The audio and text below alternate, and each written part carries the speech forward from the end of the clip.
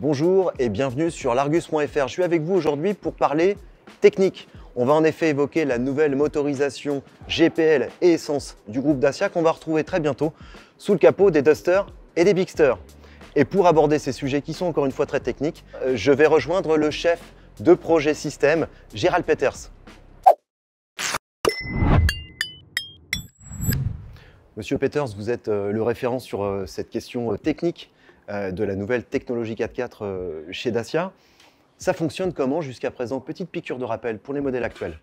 C'est extrêmement simple. Vous avez un moteur thermique accouplé à une boîte de vitesse mécanique et une transmission reliée aux roues arrière pour pouvoir transmettre le couple en cas de glissement.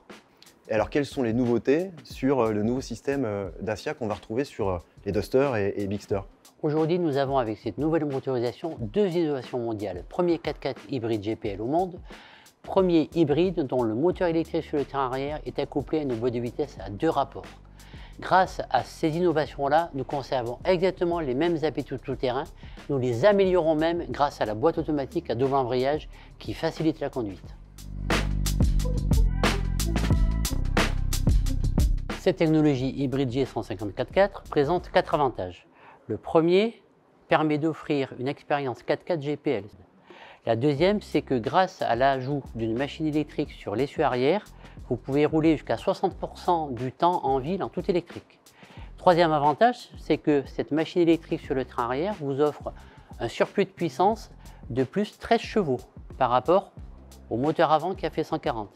Et le quatrième avantage, c'est que vous avez une boîte automatique à double embrayage qui vous permet un confort de conduite qu'on n'avait jamais vu jusqu'à présent chez Dacia.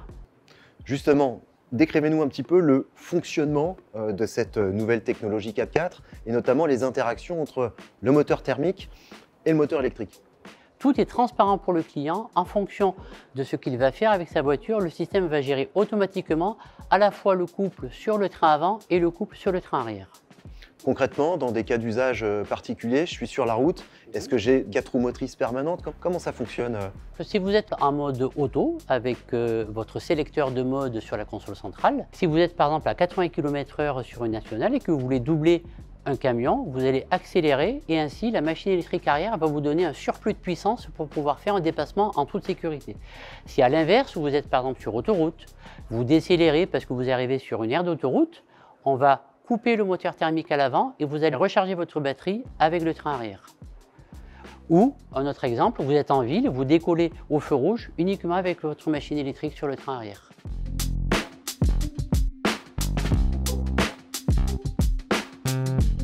Alors je veux faire du 4x4, c'est après tout la vocation première de ces versions. Comment ça fonctionne? Est-ce qu'il y a des réglages spécifiques en fonction des terrains sur lesquels on évolue, à franchir? Dites-nous tout. On a 5 modes de conduite différents. Quand vous êtes par exemple sur un parcours très accidenté, très difficile, vous choisissez le mode lock. Dans le mode lock, vous avez le moteur thermique qui est allumé en permanence, la machine électrique qui fournit du coup sur roue arrière, et ainsi vous franchissez exactement les mêmes obstacles qu'avec le Duster 4x4 mécanique. Ensuite, si vous êtes dans une situation où par exemple vous êtes sur la neige, vous avez le mode Snow sélectionnable Rotary Switch. Et dans ce cas-là, le mode Snow est activé de 0 à 140 km/h, ce qui est une première en fait. Donc vous avez 4 roues motrices permanents sur les terrains dits glissants. Et là, idem, le moteur thermique est allumé en permanence. La différence réside dans la machine électrique arrière où on a connecté le rapport le plus long. Quand vous sélectionnez le mode Mud and Sand, pour des terrains qui sont très glissants, très meubles, c'est un mode qui est très adapté et pour lequel, ici aussi, nous fournissons du couple avec le moteur thermique avant, que ce soit essence ou GPL, et la machine arrière connectée aux roues en permanence. Mais le 4x4 ne se résigne pas uniquement à ces modes spécifiques-là. C'est-à-dire que quand vous êtes en mode auto, dès que le système électronique va détecter du glissement entre les deux essieux, on va connecter le mode 4x4 automatiquement pour que le client puisse se sortir d'une situation difficile. C'est pareil aussi quand on est en mode éco, d'accord? Mais s'il n'y a pas de détection du glissement, que vous êtes sur du sol sec, le véhicule fonctionne comme un vrai hybride, des fois en électrique, des fois en thermique, des fois avec les deux.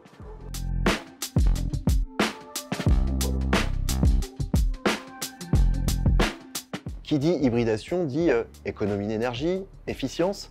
Est-ce que c'est le cas pour cette version 4x4? Pour le client, cette motorisation hybride G150 4x4, c'est moins 1,3 litre, c'est jusqu'à 1500 km d'autonomie grâce à la motorisation bifuel, essence et GPL, et c'est moins 1400 € de malus économisé en France en 2026, c'est considérable.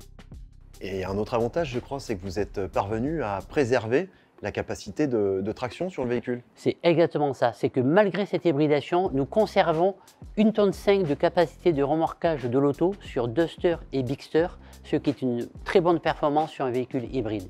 Et ce, dans toutes les conditions, que vous soyez en pente, sur autoroute ou dans les pays où il fait chaud. Quand cette nouvelle technologie 4x4 arrivera-t-elle sur les Dacia Bigster et Dacia Duster? Eh bien, l'ouverture des commandes interviendra fin 2025 pour de premières livraisons en février 2026. Nous, on aura l'occasion de vous faire part de nos premières impressions au volant de ces nouveaux 4x4.